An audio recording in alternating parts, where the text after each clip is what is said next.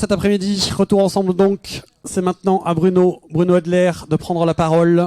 Il va nous faire une intervention sur la thématique de la psychologie positive au service du coaching d'équipe. Bruno, quelques mots sur Bruno Adler. Il a synthétisé ses interventions en libérateur d'énergie positive, évidemment.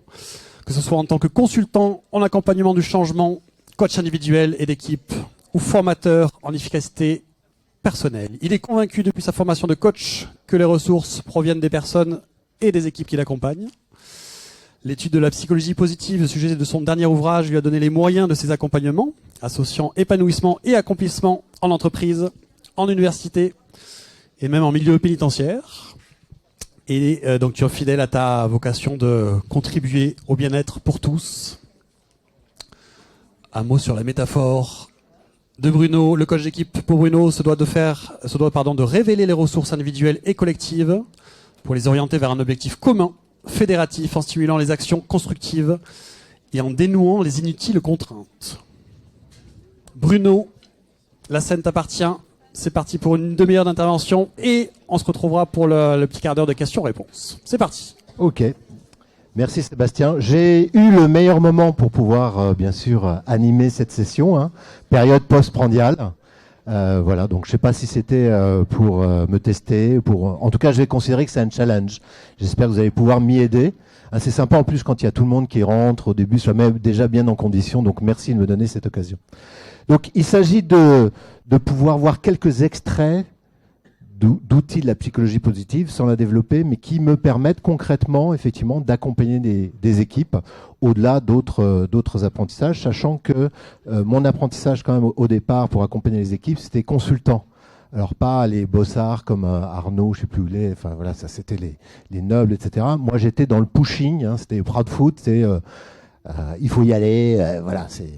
Et petit à petit quand même, la dimension humaine que j'avais apprise en tant qu'éducateur, j'ai eu l'occasion d'être éducateur dans ma première vie, m'a permis d'être people solution, hein, donc de commencer à développer une approche qui a fait qu'un jour les gars ont dit t'es coach. Hein, on a rendez-vous demain avec le board, t'es notre expert coach. Donc je suis allé voir dans le dictionnaire ce que ça voulait dire. Et donc j'étais le coach et je me suis formé au coaching. J'ai vu effectivement cette dimension qui me correspondait. Et plus tard, donc j'avais été formateur, consultant, coach, j'ai rencontré la psychologie positive. À un moment où j'étais vraiment down, et j'ai vu que ça marchait pour vraiment être up, donc à titre personnel, avec un certain nombre d'outils. Je suis allé me former aux États-Unis avec monsieur Tal Ben-Shahar, et je suis revenu en France, parce qu'on est bien ici quand même, pour commencer à œuvrer à la fois en tant que consultant d'accompagnement et changement, en tant que formateur, etc. Et en tant que coach, et jusqu'à ce qu'on me dise quand je demandais, mais je comprends pas ce que je fais, à la fois j'accompagne des personnes, mais je leur fais un peu de formation, puis je suis un peu consultif, enfin je comprends pas. Et la superviseuse à qui j'étais en groupe de supervision me dit, mais tu fais du coaching d'équipe. Ah bon? Donc je me suis formé à la systémique, j'ai un peu vu, mais pas mal à la systémique. Et puis, je me suis formé, il est où Roderick? Voilà, avec Roderick pour voilà, compléter ça. Et donc, je suis dans cette mouvance d'accompagnement. Donc, je suis imprégné à la fois de systémique, psychologie sociale, de la dimension relationnelle et aussi, hein, ma particularité, c'est sur cette dimension psychologie positive. Alors, qu'est-ce que je peux vous indiquer là-dessus? Ouais, ça, c'est la pub pour le bouquin qui est là-bas, etc. C'est fait. Ah oui, alors libérateur d'énergie, c'est peut-être pour ça aussi qu'il m'a choisi. Si je me suis demandé s'il ne croyait pas que j'étais prof d'aérobic, vous pourriez vous rendre compte que non, c'est pas mon truc et ça ne le sera pas. Hein, donc vous restez assis, tout va bien. En revanche, pour dynamiser un peu, j'ai mis quelques questions, quelques interrogations, un petit quiz. Alors, on peut me prendre au filet ou à la ligne. Je suis douce, juteuse, à la peau douce et au goût sucré. Je peux être confondu avec une plante potagère boxeuse. Qui je suis? Qui suis-je? La pêche. Bien vu. Voilà. Et j'espère que vous pourrez avoir la pêche. En tout cas, je pense que c'est nécessaire. Je parle trop fort?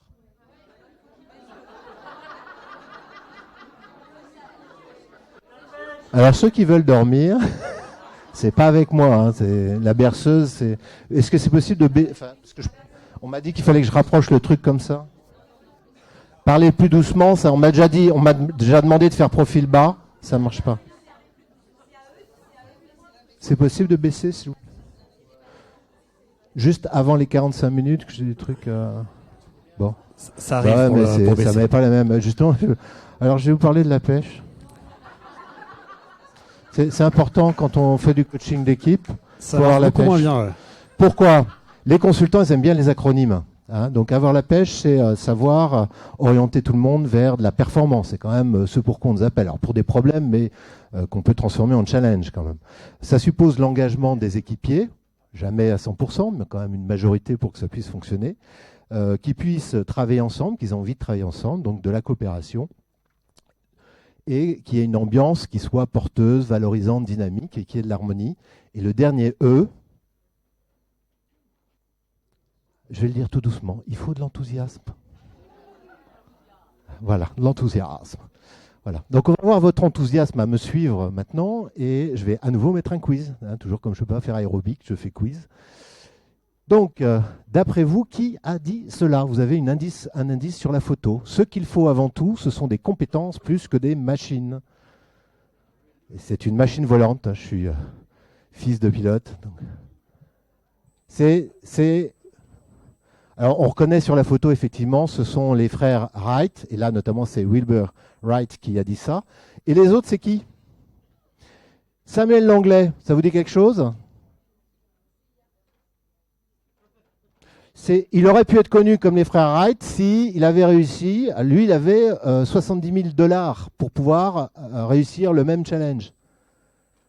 Et voilà, et il a fait. Alors il s'est dit, bah, il faut que je trouve quelqu'un qui me fasse un gros moteur. Il me faut de la puissance. Et, voilà, avec tout l'argent que j'ai, puis je fais un aéroport pour hydravion. Enfin, je fais tout un truc, etc. Les frères Wright, eux, ils avaient 1000 $. D'ailleurs, l'anglais a voulu recruter les frères Wright qui ont fusé, hein, même en les payant. Et Clément Ader, on dit que c'est le premier, parce qu'on est chauvin, qui a inventé l'avion. C'est le premier qui a fait des sauts de puce, mais il s'agissait de faire voler un avion et de le maîtriser. Et enfin, comme il a tenu absolument à faire une chauve-souris, ça marchait pas, c'était pas maîtrisable. En revanche, il avait, parce que c'était un motoriste génial, il avait fait un moteur bien plus léger même que les frères Wright. Donc ils auraient pu faire quelque chose. Donc ceux qui ont réussi, ce sont les frères Wright qui avaient un garage à vélo et avec des potes bénévoles, ils ont réussi à relever ce challenge parce qu'ils étaient passionnés par l'idée de pouvoir faire voler un appareil, plus que de vouloir œuvrer ou briller. Et donc l'idée, c'est comment on fait pour emmener une équipe, comment faire pour partager le même pourquoi.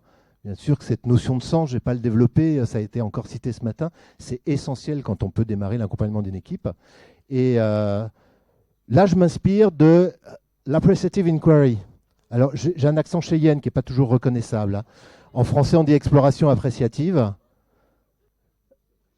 C'est toute une approche, une branche dans la psychologie positive d'approche d'accompagnement du changement que j'ai trouvé vraiment intéressante. Je pense que quelques personnes ici s'y sont formées. Je vous le recommande. Hein, c'est l'IFI qui forme là-dessus ou d'autres. Mais cette approche-là, effectivement, m'a permis de changer mon mode d'accompagnement des équipes sur le changement, en commençant notamment par travailler avec les commanditaires sur la façon d'indiquer ce changement. Parce que souvent, c'est la stratégie. On veut plus de ça, moins de ça, etc. Mais ça ne concerne pas forcément directement les personnes. Donc la manière de le faire, c'est déjà de pouvoir créer ce qu'on appelle une ambition. C'est-à-dire à la fois effectivement quelque chose de stratégique, hein, ça c'est quelque chose de réel, c'est de pouvoir se dire, tiens, à telle période, où est-ce qu'on veut être? Alors avec une justification, là par exemple, par rapport à un marché qui est en train de se dégringoler pour une entreprise qui a été en croissance pendant 20 ans de façon brillante et qui se retrouve confrontée à un marché complètement changeant. Donc ça, c'est compréhensible que les centres de coûts comme celui-ci doivent faire des économies, être plus rentables, etc. Mais ça ne touche pas encore assez les gens. D'où le fait de le compléter, et ça, c'est un vrai travail à faire pour demander à la personne enfin en général, moi je fais appel même à celle qui est au-dessus de mon commanditaire. Je lui demande de pouvoir venir et indiquer ce qu'il attend des personnes et pas seulement, et comment il voit les personnes, pas seulement l'entreprise. Et c'est, je crois, de plus en plus vrai, ne serait-ce parce qu'il y a moins de loyauté de l'entreprise. Je ne sais pas comment vous le voyez. Mais donc, quand on donne une direction, il s'agit aussi d'indiquer qu'est-ce qu'on attend des personnes. Et finalement, quel engagement on peut en attendre. L'engagement qu'on peut en attendre, ça, on pourra le distribuer. Je vois vous pouvez prendre des photos, mais il faut me prévenir. Alors l'engagement, c'est bien joli de dire allez les gars, on y va, etc.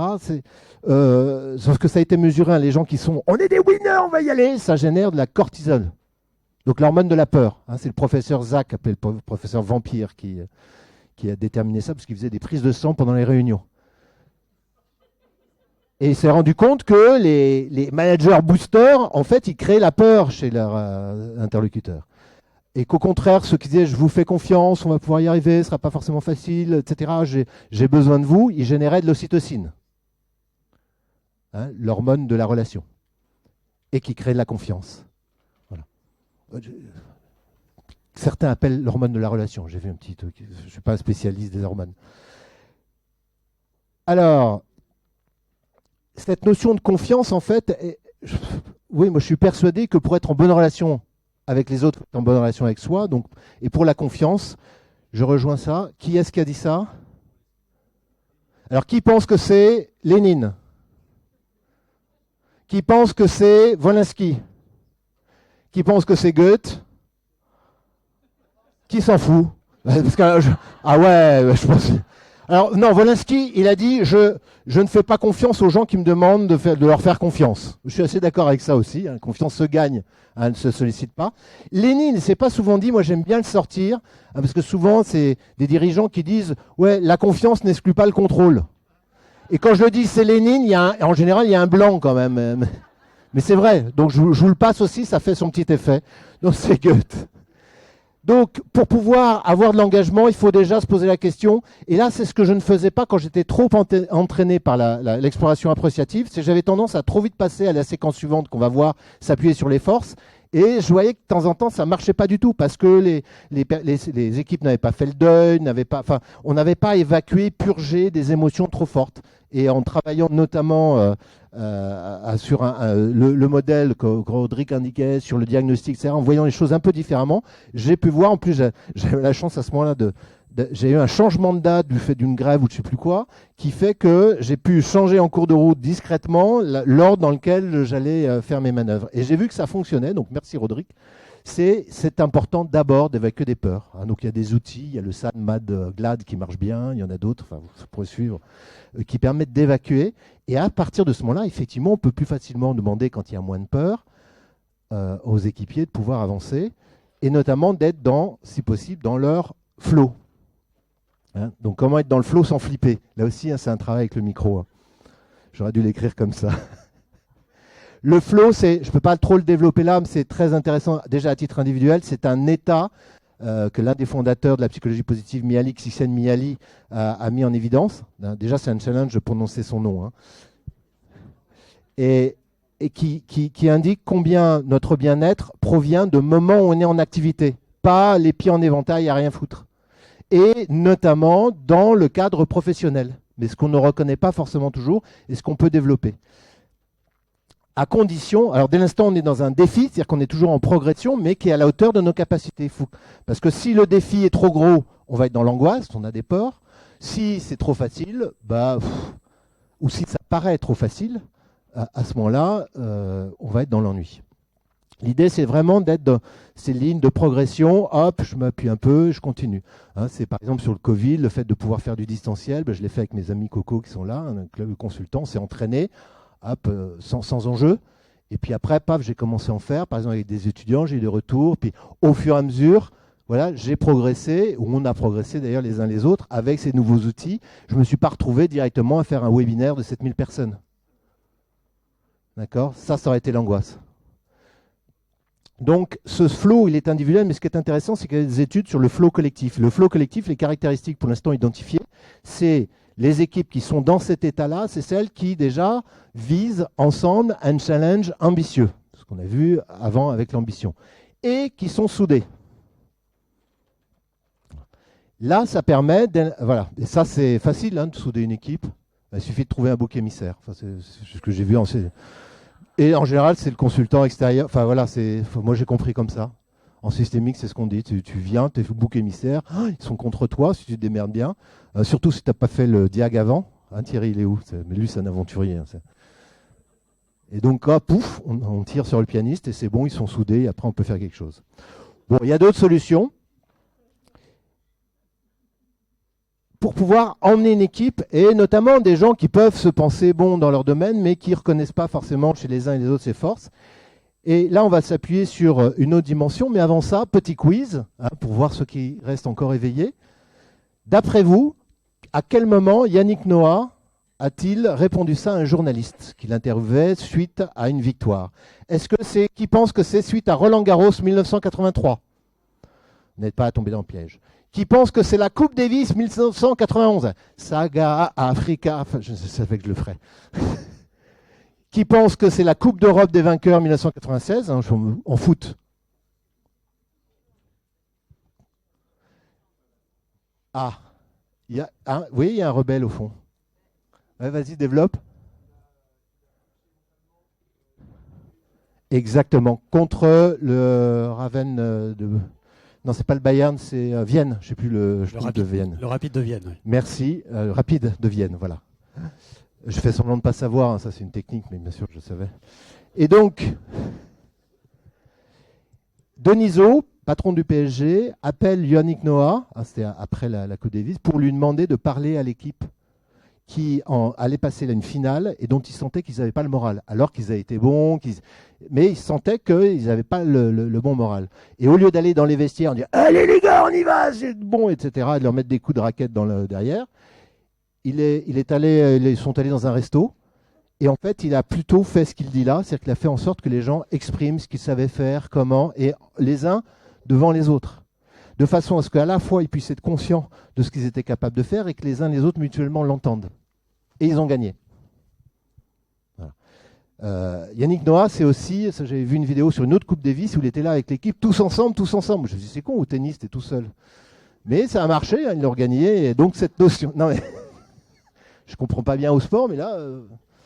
Et en fait, c'est voilà, cette dimension-là de, voilà, ensemble, effectivement, de faire en sorte de pouvoir s'entraîner, se soutenir mutuellement, et on le voit hein, dans ce film sur la Coupe Davis, ça fonctionne bien. Et donc, petit point de gestion du temps, Bruno. Ouais. Tu veux que je te le fasse en verre à moitié plein ou en verre à moitié vide? Tu me dis combien de temps il me reste? Tu as encore 15 minutes pour nous partager ta passion sur la psychologie positive. Je vais demander au bout de la moitié parce que je me connais, je parle trop. Là, je suis à 2 sur 5. Vous voyez déjà que je suis à la bourre. Alors, je vais aller plus vite. Je suis au 3e. Qu'est-ce qui permet de pouvoir faire la même chose hein? Donc, il n'avait pas forcément ça, Yannick Noah. Mais moi, j'utilise les cartes des forces ou je les ai aussi en électronique. Enfin, il y a différents modes. Hein, celle-ci, c'est celle qui, je ne sais pas si vous connaissez, qui vient de Positron. Donc, Ilona Boniwell, notamment, qui... a développé beaucoup la psychologie positive en France, ou Martin Kuhn. Donc j'utilise pas mal ça pour demander à une équipe quelles sont les forces qui se reconnaissent. Et je l'ai fait notamment avec une équipe de directeurs régionaux qui avait sabré, il y avait un grand meeting dans une enseigne avec tous les directeurs de magasins, les adjoints, etc. Et les directeurs régionaux s'étaient mal comportés. Et donc, on m'avait appelé pour faire bouc émissaire, sans doute, en disant bon, il faudrait quand même les faire aller dans ce projet de dynamique d'équipe, parce qu'ils sont un peu à l'encontre, ils pensent tout savoir, etc. Et j'ai commencé mon séminaire avec ça.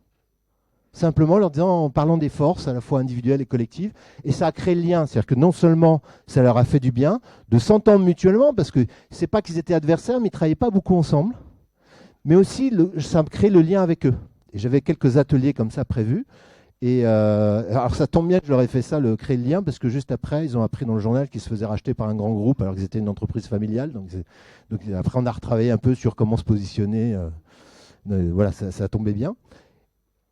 Et je le fais beaucoup aussi bien en individuel qu'en collectif, que déterminer les forces et les révéler. Et c'est le moment de prendre des photos. Le site gratuit de Seligman, qui est avec Peterson, l'auteur, pas le même, hein, c'est Michael Peterson, mais qui est l'auteur du travail sur les forces universelles. Il y a une version gratuite, c'est pour ça que je vous l'indique un peu dessus.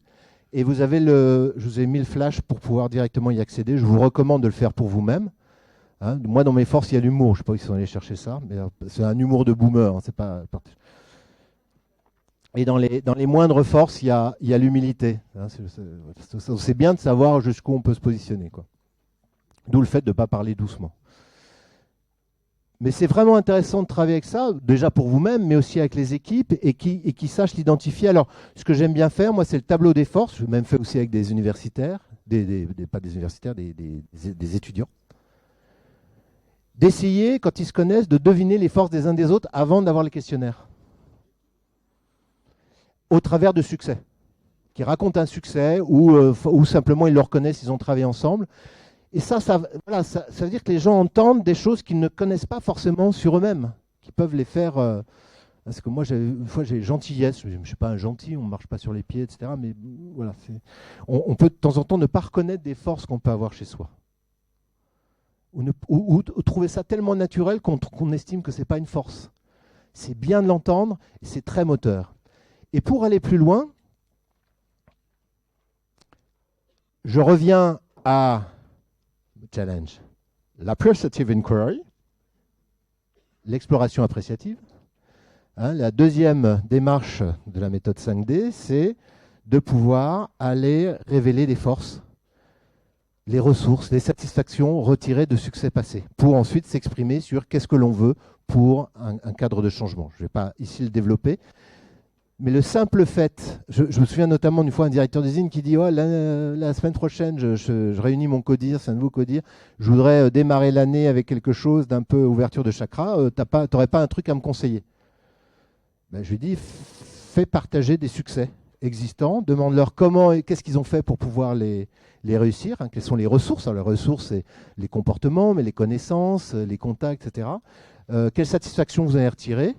Et puis après, tu leur demandes, du coup, pour notre projet, l'année, etc., qu'est-ce que vous souhaitez? Et ça, c'est une démarche qui nourrit la confiance en soi, la confiance aux autres, parce qu'on l'entend mutuellement, et qui, du coup, fait que les gens vont exprimer des souhaits constructifs. Si vous annoncez un changement et que vous demandez qu'est-ce que vous souhaitez, vous n'avez jamais eu ça. C'est soit on fait comme avant, soit on va dans le mur. Enfin, c'est en gros, hein, c'est ce qu'on va retrouver. Ou c'est les reproches. Donc ça, c'est une approche vraiment intéressante pour mettre en condition, hein, mais il faut bien le gérer, au moins pendant 20 minutes, les gens ont le temps de se souvenir de succès passés, de comment ils les ont fait, de ce qu'ils en ont retiré, et du coup, ça les met dans des dispositions, dans des états d'esprit où ils sont constructifs, et donc leurs souhaits sont vraiment intéressants, et on peut travailler là-dessus pour pouvoir avancer sur un changement. Et je me souviens sur un séminaire comme ça où j'avais animé, il y a un gars, il avait fait un moment un sketch dans La Purge où, en fait, des trucs d'animation, de chansons, autre chose. En gros, il a pris une chanson pour dire qu'il démissionnait, quoi. Chef d'équipe. C'est cool, hein, ça mettait l'ambiance tout de suite. Et à la fin, quand j'ai demandé des pilotes, de faire des équipes sur des sujets qui étaient sortis de là, etc., et d'avoir des pilotes, le gars en question est devenu un pilote, et j'étais encore avant-hier en point avec lui sur les axes de changement. Il est à fond, il est vraiment, ça donne un état d'esprit complètement différent et dans l'instant. Enfin, on le voit dans l'instant. J'ai d'autres exemples, mais j'ai pas le temps. Désolé, vous êtes obligé de me croire sur parole. Et donc, il s'agit aussi de pouvoir faire en sorte que les gens, ensemble, fonctionnent bien. Il ne s'agit pas simplement qu'ils soient en coopération, mais qu'il y ait une ambiance qui soit valorisante, qui soit entraînante. Et là, je vais m'appuyer sur les travaux de Barbara Fredrickson, qui elle a fait des enquêtes suite au 11 septembre, en interviewant des gens sur leur état. Alors, pas ceux qui étaient dans les tours, hein, c'était compliqué, mais les autres. Et leur état émotionnel, et en se disant, mais qu'est-ce qui fait que certains sont résilients et d'autres non? Et en fait, c'est l'équilibre entre les émotions positives et négatives, ou agréables, désagréables, ou la capacité de pouvoir continuer à les voir, qui est déterminante pour des personnes qui vont être résilientes. Et ensuite, elle a étudié dans les organisations quel est le rapport qui permet une performance individuelle ou collective qui va vraiment s'accroître, et notamment de manière exponentielle. Donc d'après vous, qui pense que c'est 1 pour 1, l'équilibre, une émotion négative pour une émotion positive? Ouais, à l'équivalence. Le mal est plus fort que le bien. 3 pour 1. Il y en a qui sont pressés de... Donc 6. 6 pour 1. Alors en fait, ça commence à 3 pour 1 et c'est vraiment significatif. Donc déjà à 3 pour 1, on a vraiment... Mais sur les entreprises qui font, les équipes qui font les différences avec d'autres sur le même secteur, c'est celles qui sont à 6 pour 1. Il y a un gars, je ne retrouve plus le nom, c'est non, c'est pas Boothman, mais... Non, c'est pas lui, qui a étudié ça sur les couples. Et lui, pour lui, le rapport, c'est 5 pour 1. Ça, c'est pour vous faire passer une bonne Saint-Valentin. Hein, j'ai plus son nom, mais voilà. Non, Lozada, c'est sur 3 pour 1, mais qui a été controversé d'ailleurs. Alors, je ne savais pas pour Eric Hanson, mais bon, on va pas se battre sur les références parce que sinon, on n'en est pas sorti. Hein. Et puis, ça va pas plaire à tout le monde. Non, ça finit en man, mais Portman. Oui, Oui, c'est ça. C'est Goldman. Non, Gottman. Gottman. C'est ça. Merci. Je peux continuer. Alors, j'en étais où je me paume dans mon truc. Voilà. Et donc, dans les équipes, comment on fait pour élever le ratio positif? Là, je ne vais pas vous donner toutes les recettes, mais c'est inviter les personnes à pouvoir le faire. Le truc, c'est faire en sorte de réduire les émotions désagréables. D'abord, laisser un peu de place. Et puis ensuite, amplifier les émotions agréables. Un truc bête, hein, dans les réunions, juste se dire, tiens, si on commençait à chercher des solutions plutôt que des coupables, c'est beaucoup moins fun, mais peut-être que ça mettra une autre ambiance. Voilà, petit truc. Hein, mais voilà, il y a tout un pan comme ça possible. C'est savoir, je le fais souvent, c'est d'inviter dans les briefings, par exemple même les briefings 5 minutes dans les ateliers, etc., commencer par les points forts. Hein, on regarde les indicateurs, on se dit qu'est-ce qu'on a réussi, au lieu de regarder toujours les problèmes et de tirer l'expérience de ce qu'on a réussi. Voilà. Et de mesurer là où c'est important de voir ce qui a dysfonctionné. Et puis même quand on est, c'est ce que j'invite à faire souvent sur les indicateurs, c'est au lieu que ce soit des indicateurs du jour, je les fais mettre sous forme de graphique avec une tendance. Parce que même si on n'est pas encore à l'objectif, de pouvoir montrer qu'on est en train de l'atteindre et de pouvoir valoriser ça et de se dire comment on a fait pour pouvoir l'améliorer.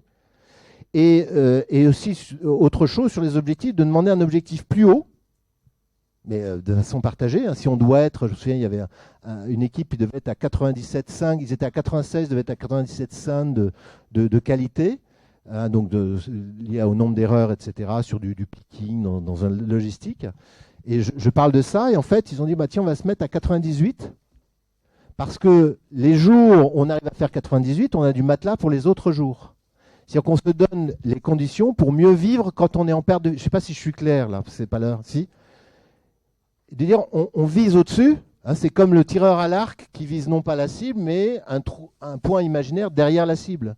Et du coup, ça donne un confort, les gens ne flippent pas, ils ne se stressent pas. Quand un jour on n'a pas fait le résultat, ce n'est pas grave. Ce qui est important, c'est est-ce qu'on est bien en train de faire la moyenne, est-ce qu'on est bien dans de bonnes conditions et comment on l'a fait. Et pour l'avoir partagé avec des équipiers, un chef d'équipe, il l'a fait comme ça avec ses indicateurs, et c'est les équipes elles-mêmes qui se sont organisées avec un gars qui faisait plus l'admin parce que c'était plus son truc, un autre plus le picking, parce que et sans que ce soit le responsable qui le fasse. Donc on peut créer comme ça, grâce aux indicateurs, mais non pas bonne note, mauvaise note, comme c'est souvent pris. Mais avec voilà, une présentation, souvent c'est une question de regard. Un regard à 180 degrés par rapport à la même situation. Et dans la psychologie positive, ce que j'ai appris, c'est ça, c'est savoir avoir un regard différent et tout à fait réaliste quand même. Et notamment, ce sera sur mon dernier point. Avec quel état d'esprit on peut accompagner, mais aussi quel état d'esprit on peut insuffler chez les leaders et le reste. Je crois que je suis dedans quand même. Merci Sébastien. L'enthousiasme va venir de la posture que l'on aura. Alors, je vous cite cette petite phrase. Et là, ma question, c'est, d'après vous sur le dessin, où est le pessimiste?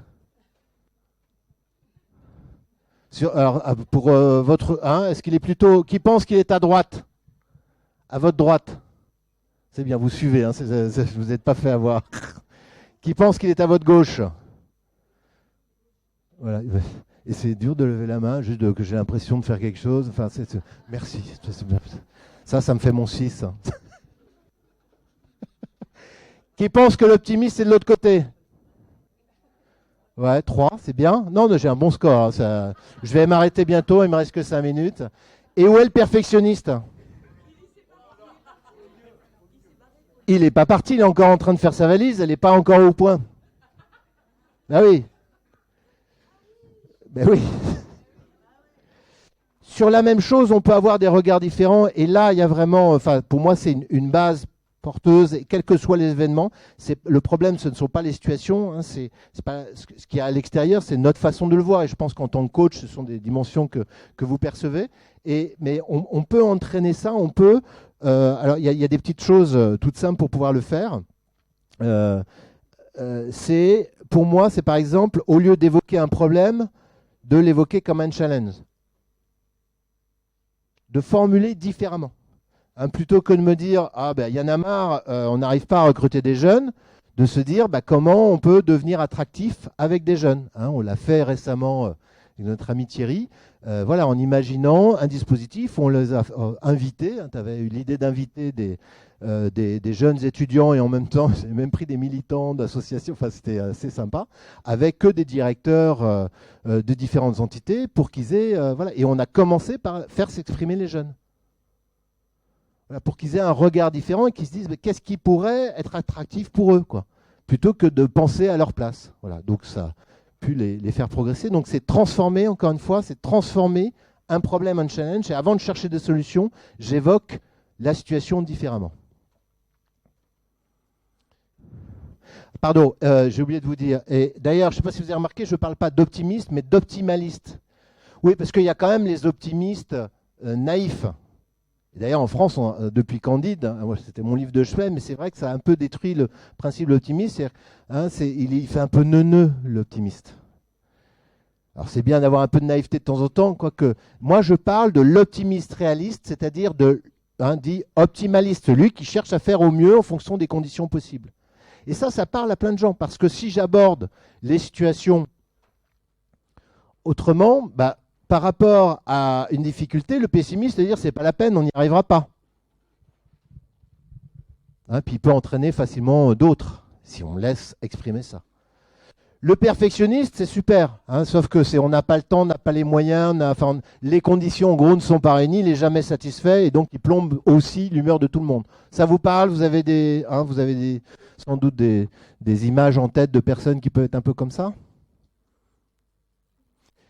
Et donc la posture dans un cadre d'une vie qui change, des moyens rarement suffisants, des délais, comme ma conférence, rarement suffisants, eh bien c'est de pouvoir chercher à faire au mieux et à accepter les émotions, fêter les succès, considérer les échecs comme une expérience, hein, et rechercher la solution optimale, c'est une solution réaliste. Pour moi, alors là j'ai avoir du mal, mais je vais essayer... avec le micro comme ça. Moi, je n'ai jamais fait comme ça. Non, ça fait guignol. Enfin, pour moi, l'optimaliste, il voit le verre à moitié plein.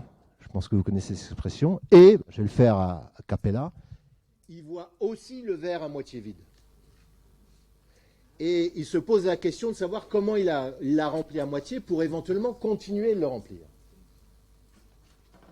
Ou aller chercher à l'extérieur des idées pour ça.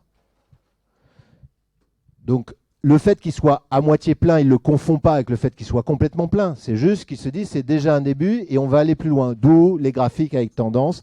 Vraiment, c'est une façon de présenter les choses. Et je vais arrêter justement ma présentation, laisser un petit espace de parole. Donc, en résumé,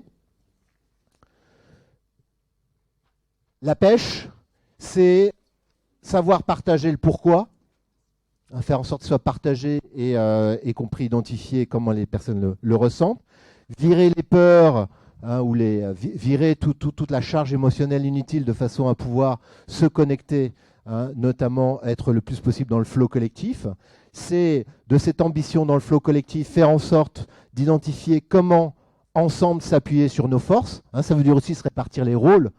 J'ai oublié de le préciser, mais choisir quel rôle on va donner en fonction des forces de chacun et des complémentarités donc de chacun.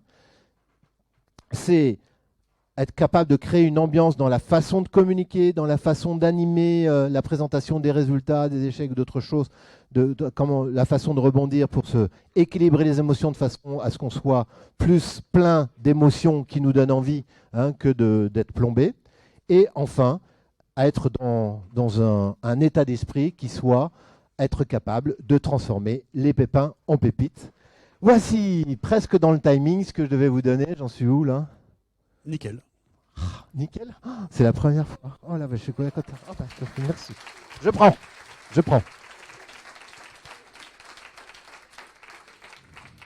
Et maintenant, il reste du temps pour les questions. Je voulais les éviter, mais j'ai pas réussi. Donc, mais avec plaisir, sincèrement. Si vous avez des questions sur le comment, sur d'où ça vient, sur les sources, je ferai au mieux pour y répondre. Hein, ce ne sera pas parfait, bien sûr. Est-ce que tu prends toutes les questions? Est-ce que tu prends les questions Pépin? Est-ce que tu prends les questions Pépites? Tu les prends toutes? Je prends toutes les questions. Alors, juste, si vous voulez faire une conférence de votre côté en disant « Ne pensez-vous pas que ?» je vous propose de demander à Rodrigue pour pouvoir le faire. Je préfère répondre aux questions que rentrer dans des polémiques. Ça, je Alors, me on a souviens une deux minutes pour prendre Et là, il n'y a plus de questions. Ça, j'ai cassé le 3-4 questions, je pense. Une main là-bas, deux mains même. Je vais donner le micro, comme ça, je peux pas répondre. Moi, j'étais intéressée par. Je connaissais bien l'Optimal Flow. Et du coup, alors je ne sais plus comment vous l'avez appelé, c'était l'Optimal Collectif, le Flow Collectif. Flow Collectif, oui. C'est quelque chose qui vient de votre propre cru par analogie ou c'est. Non, c'est lors la semaine de la psychologie positive, j'ai vu une chercheuse qui travaillait dessus. Donc ça fait déjà 3-4 ans. J'ai plus son nom. Elle avait des cheveux orange, c'est marrant. Je me souviens d'un détail comme ça. Enfin, non, elle a du peps et tout.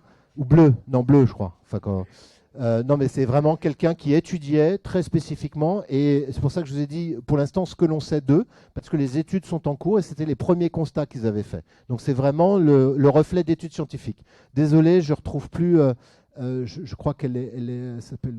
Je sais plus. Non, je crois qu'elle vient des pays de l'Est, donc c'est Lula. Enfin, je suis pas très bon là-dessus. Vous voyez, je suis pas parfait, je sais pas le nom. Mais si peut-être en retrouvant Flow Collectif, ce serait intéressant. Études qui sont faites en France, hein, même si elles. Deuxième question ici. Serge, bonjour. La question que je me pose, c'est, tu disais tout à l'heure que, par exemple, pour commencer une réunion, plutôt parler des chiffres positifs, des 98%, etc. Donc c'est plutôt par la pratique.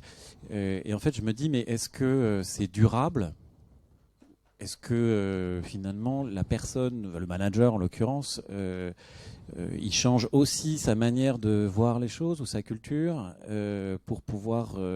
voilà. Sinon, la pratique, elle va durer peut-être un certain temps et s'essouffler au bout d'un moment. Enfin voilà, c'est la poule ou l'œuf. Pour que ce soit durable, il faut effectivement avoir un accompagnement. C'est une démarche psychologique. Donc si je fais un accompagnement d'équipe dans le sens où je fais aussi des accompagnements individuels, là où je vois que ça peut être nécessaire, donc ça peut être un manager dans sa façon d'animer ses réunions de démarrage, je vais pouvoir lui faire des briefs et des débriefs pour qu'il soit dans cet esprit-là ou voir comment il le fait, et c'est plus par l'accompagnement. Mais pour certaines personnes que j'accompagne là vraiment en individuel vis-à-vis de leurs équipes, c'est-à-dire sur des séances de coaching individuel pur, je vais les inviter souvent, avec succès en tout cas, à utiliser un outil qui s'appelle le journal de gratitude. Alors c'est 3 kiffs par jour, c'est un peu simplifié. Hein. C'est non seulement identifier des événements positifs qui me sont arrivés, pas des choses extraordinaires, mais aussi se dire quelles émotions j'ai ressenties et comment je pourrais le reproduire et le prolonger. Et en faisant faire ça, alors certains le font au quotidien, d'autres en hebdo, eh bien ça leur permet de changer et d'avoir cette capacité à voir le côté positif. Moi, je l'ai fait, je suis d'origine ashkénaze, hein, c'est-à-dire juif de l'Est d'un côté et protestant de l'autre. Donc à la base, je n'étais pas très optimiste. Hein, c'était mal barré, quoi. Heureusement, j'ai épousé des femmes optimistes qui m'ont un peu dit ça, c'est plus sympa de l'autre côté. Et oui, 2 fois. Et en fait, ce qui m'a permis au quotidien de changer d'état d'esprit, c'est pendant 1 an, j'ai tenu ce journal. Et maintenant, je suis dans cette capacité à avoir ce regard à 180 degrés vraiment facilement. Donc c'est un vrai outil, c'est certainement celui qui a le plus été étudié par Seligman notamment, mais c'est des dizaines de milliers de personnes dans l'armée américaine, dans un tas de conditions, sur des dépressifs forts, où on voit que par rapport au médoc, par exemple, le journal de gratitude permet beaucoup plus de rémission que le médoc, que de prendre des médocs, ou même ceux qui prennent des médocs plus le journal ont moins de rémission que ceux qui ne font que le journal de gratitude pendant 10 semaines. Bon, pardon, je suis allé un peu loin, mais c'est un tel outil que je vous invite à l'utiliser pour vous. Alors, on est un peu moins dans le collectif, sauf que sur l'accompagnement d'une personne qui est pilier d'une équipe, ça peut être intéressant de lui permettre de regarder autrement. Mais ça peut être aussi quand il dit « Ah, celui-là, il m'embête, il est toujours en train de dire que ça ne va pas. » Et là, en général, je dis « Mais non, s'il dit que ça ne va pas, c'est qu'il est déjà en train de se projeter sur comment le faire, donc c'est plutôt positif. Peut-être la forme n'y est pas, mais ça peut être aussi retraduire ce que les gens vous disent de ce que vous avez vécu en commun. Je sais pas. Ouais, je crois que j'ai été trop rapide. Moi, ce que je vois souvent, c'est des gens qui paraissent être des opposants, alors que c'est dans la forme, comme ils sont en train de se projeter sur la difficulté, dire ah ouais, mais comment on va faire ça, etc. En réalité, c'est des gens qui peuvent être très bons, quoi. Et moi, je me souviens d'un gars qui m'a pourri quand j'étais consultant. Je dis mais jamais je pourrais faire avancer les outils, etc. Et après, il m'a piqué mon boulot. Il s'appelait Eduardo et c'était le patriarche de l'usine. Il a fait. Donc, j'ai cru qu'il voudrait jamais faire les trucs, alors qu'il voulait me détailler, détricoter tout mon truc pour être sûr que ça marchait avant de le vendre aux autres. Donc, je déborde un peu sur la question, mais ça, je l'ai vu souvent, c'est vous, vis-à-vis de vos interlocuteurs, leur proposer un autre regard sur des personnes. Et que ceux qui paraissent opposants, parce qu'ils ont une forme très vindicative, dire oui, mais cette énergie, dès l'instant elle est utilisée, que la personne est rassurée, ça peut être d'enfer, et ça peut vous donner quelqu'un qui va justement conduire correctement le changement. Pour ceux qui conduisent le changement, je ne sais pas si vous avez déjà vu, mais pour moi, grâce à Eduardo, assez tôt, j'ai vu qu'il ne fallait pas se fier aux apparences. C'est bon, je parle beaucoup. Hein. Vous avez d'autres questions? Dernière question peut-être. Ouais, je fais bien. Oui. Bonjour. Oui. Merci pour tous ces partages qui sont pleins de bon sens, je trouve. Avec plaisir. Est-ce que vous avez été approché? Est-ce que parfois vous avez des...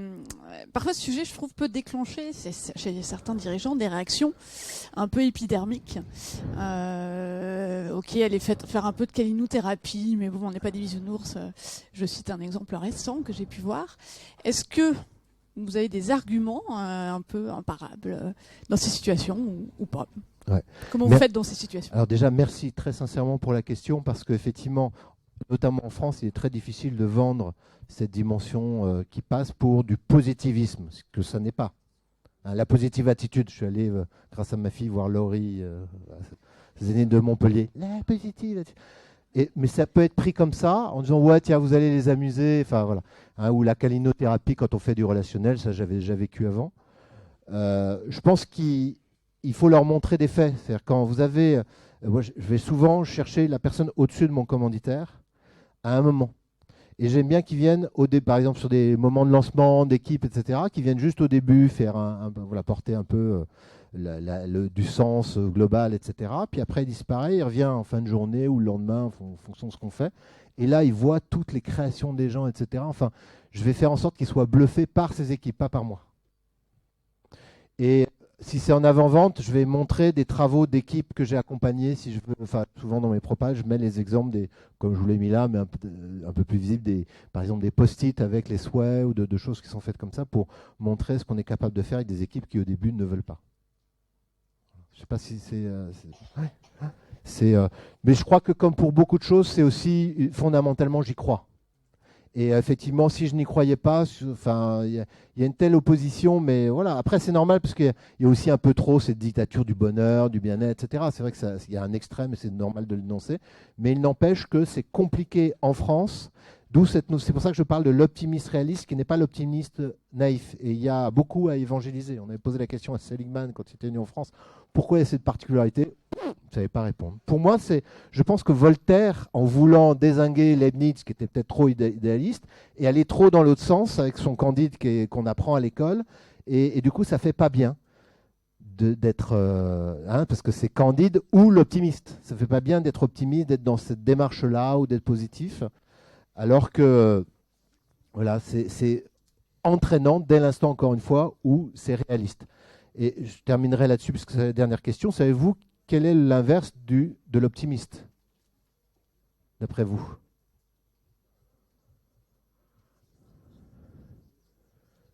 J'ai envie de répondre pessimiste, mais ça ne va pas être ça. Bah oui, c'est ce que j'attends pour dire que c'est pas ça. Aidez-moi quand même, sinon il y en a d'autres qui doivent passer. Quoi. Ce serait pas le pessimiste? Non, c'est pas le pessimiste. Vous l'aviez pas deviné. Le sceptique.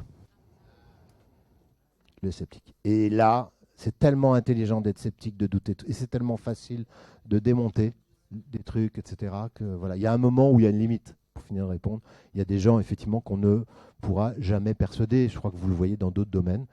Voilà. Donc que ces personnes ne vous polluent pas et ne vous empêchent pas de pouvoir continuez. Et moi, je continue à faire en sorte de contribuer au bien-être pour tous au travers notamment de cette conférence aujourd'hui, parce que ça fera peut-être des petits parmi vous et auprès de vos coachés. Voilà. Merci de votre Bruno. attention.